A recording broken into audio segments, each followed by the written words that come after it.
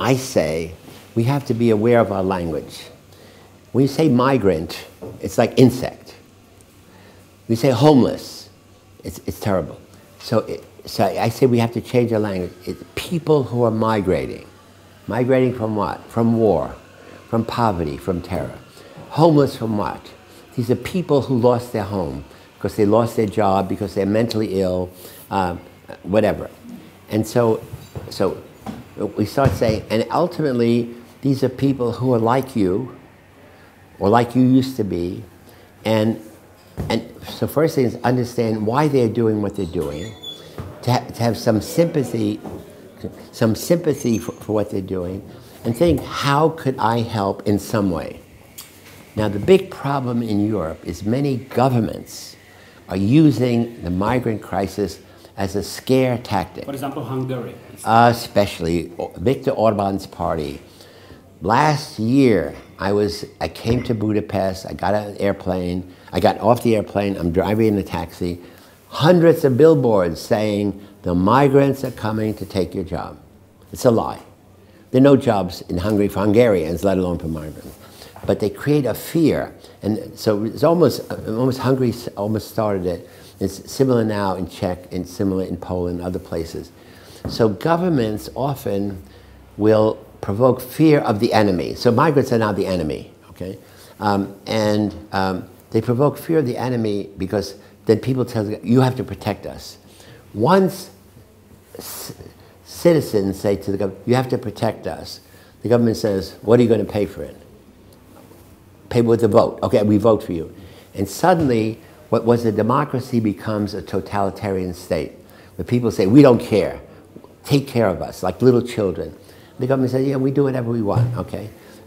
And this is terrible. So it's really, in many places in Eastern Europe, there is a gradual rise of fascism. Not Hitler fascism, but a new kind of fascism, where people are willing to give up democracy to feel safe. To feel safe means you feel under threat. The government, with the media, are manipulated. The government encourages the media to highlight all the negative stories. There's never a good story about a migrant. There's never a good picture about migrants. It's like animals coming in boats. So I think all I'm saying at this point, I don't know what a solution is, but people have to be aware that it's not a problem in Czech, it's not a problem in Hungary. It's now becoming more and more a problem around the world, where governments or people, like in America, it's Donald Trump, says the same thing. The Muslims are coming to take your job. The Muslims are coming to change your way of life. They're going to destroy your religion. In America, there are millions of citizens who are Muslims already. The Mexicans are coming to take your job. In America, in California, we have the best wine in the world, biggest wine industry. It depends entirely on Mexican farm laborers to come and pick the grapes. So the Mexicans are not coming to your job. They're there. In fact, the whole wine industry would collapse if Mexicans could not work. The other last thing I always say is everybody in America is a migrant. Was. Except Native American Indians who are small. You're also from Sicily. Yeah, so, but everybody, I mean, anybody you ask, the first question is, where did your family come from? Nobody says America. They came from Poland, they came from Germany, they came from Ireland, they came from Sicily, etc. And so here's a country which became the most powerful country in the world of migrants. So I say, that's an example. So the migrants are not coming to destroy your country, they could make it better. But what do you have to give them? You have to educate them. You have to enable them to get a job. Now again, all migrants, you start the lowest job, cleaning the floors, working in a factory, and then they get educated, they move up. And then they move up, they become middle class. So essentially, instead of seeing the migrants as a danger, the migrants could be a challenge, an opportunity. And the curious thing is, Germany, which was the center of fascism, is now really the center of democracy in Europe. It's astounding. And I know it's only Angela Merkel, but here is the only place that says, let's not think of migrants as a crisis, let's think of solutions. So instead of saying danger, say, what is the solution? Not easy, there's no easy solution, but to say, let's think about what could be a solution. So I really admire her, and essentially saying, here was this whole cultural heritage of Nazis, you know, not only having propaganda, the Jews are coming to take your job, but again, it was Jews, homosexuals, communists, political deviants. So it was almost everybody other than the white Aryan race.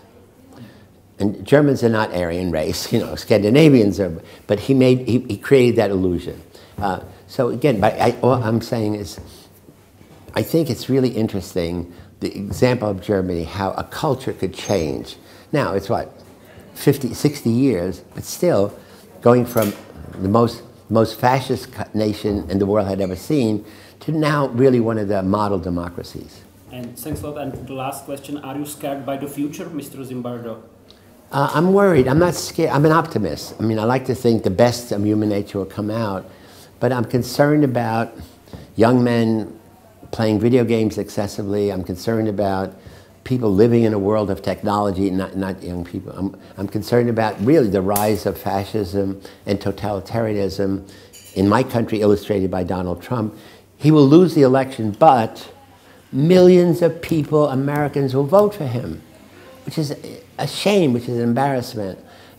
I'm concerned about rise of totalitarian, even in Czech Republic. Not a whole government, but there's people in the parliament. Last week, the last thing I'll say is, I was part of Václav Havel's Forum 200. And one of the opening speakers was the president of Slovakia, and really a good man. And he said, I cannot believe, but my people voted into parliament 2 fascists, avowed fascists. He said, how could that be? Well, 2 is the beginning. If you have 2, 2 could be 3. So he said he's worried. So if he's worried, he's the president, I'm worried too. Thanks a lot for your time. It was my pleasure. Thank you.